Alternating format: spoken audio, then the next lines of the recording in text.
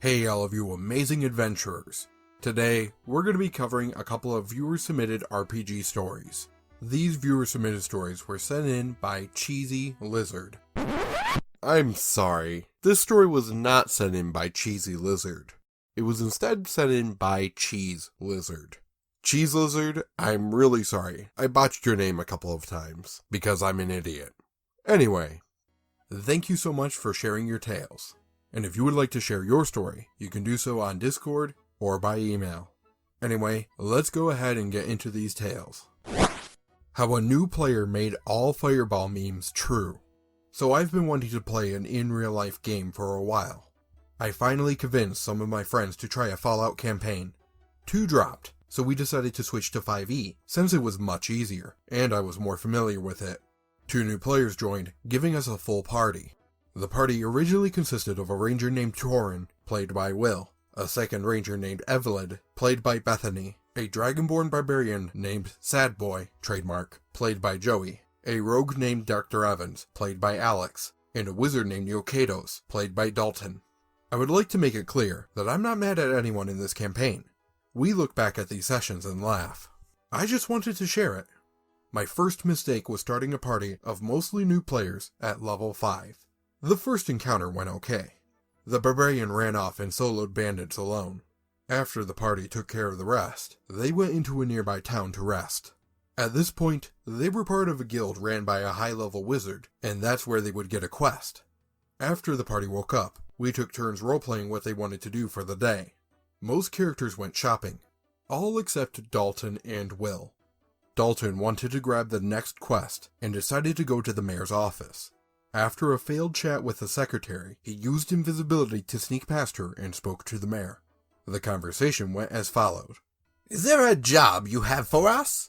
The mayor, slightly frightened by someone appearing in his office. No. If we have any quest, we'll post it to your guild's job board. Are you sure? Yes, I am sure we have no quest at the moment. I switched to Will, and he decided to track Dalton. He enters during their conversation, asks the same question, and leaves after the first answer. Dalton then says, I cast lightning bolt on the mayor. Even on a save, the mayor wouldn't survive the attack, and was reduced to a pile of ash. Will turns around and smacked Dalton's character in the face, almost knocking him out. Dalton then says, I cast fireball on us both. Will makes the save, and pulls Dalton's now unconscious character from a burning building. The secretary calls for guards, and Will threatens her to stay quiet and rolls a high intimidation. Will then proceeds to roll a high deception, and the guards roll a low insight, so they begin to leave. And, for whatever reason, Dalton says, Little bitch. So I roll a perception for the guard, and roll a nat 20, so JoCat is now arrested. I turn to Joey and Alex, who have been having their own conversation, and inform them that the mayor is dead. The reaction both in and out of game was the same. The mayor is dead? So they contact their guildmaster, since JoCat was about to be executed, and she works out a deal. She would pay a large bail and give the town resurrection powder from her shop. As punishment, Dalton had to pay for the cost of the item and bail back to the guildmaster, and the gold for the quest he gets will all go to her. The party was pretty angry at him in-game for the next few sessions, but out of game, we were all laughing. Now kicked from the town, the party decides to take a quest to deal with a dragon. What I had done was take the dragon of Icespire Peak and adjust it to their level. As the module goes, the party are supposed to complete a few quests, then learn the location of the dragon, then choose to face it, or do more quests to help the town. They decided to split up to take multiple quests, because that's always the best idea. Alex and Will go deal with rarats, in which Alex becomes one. Joey and Bethany fight a manticore, and Dalton goes alone to deliver supplies to nearby workers. In the delivery quest, the module has an encounter with a boar that is really an orc druid who attacks if provoked. It's not long before Dalton is facing the boar. The druid knocks Dalton out and steals the supplies, putting him deeper in debt. A few sessions later, the party does enough quests to gain enough info on the dragon's location, and head that way. I tweaked the dragon with the players' levels, since the party was very tanky and had high damage outputs. In the fight, Joey goes down. When it comes to Dalton's turn, he decides to use Fireball on the dragon, despite Joey's character being next to it. Joey takes a death save. then rolls a natural 1 and his character dies. The party manages to defeat the dragon as Joey rolls up a new character, a Warforged druid named Kilroy. After this, Will's and Dalton's characters started to have a conflict about Dalton's character's impulsive actions, and not checking if there is people nearby before casting an AoE. Also, don't feel bad for Joey. He was actually very excited to play his new character, as he loved druids and Warforged, and was happy I allowed the combo, on the condition his Warforged was made of wood, and I even allowed him to have seen dinosaurs, basically making him a Mechazord. For first-time players, there's a whole list of things to learn, and in fact, I've even made the mistake about area of effect spells, even recently. But the nice thing about learning the game together with a bunch of friends, you get to look back at your past mistakes and laugh about them. Sure, there is the sin of being a murder hobo here, but I'm sure the player has learned. Plus, as JoCat says, use fireball and only fireball, nothing but fireball, just fireball. So this story happened around session 8 or so of my first long-running campaign. The party consisted of my Tabaxi monk, a half-orc warlock, a human half-paladin, half-rogue, and our tiefling cleric. So the party was currently part of a large caravan on our way to the capital. As we traveled through the desert, we were attacked by a few bone devils.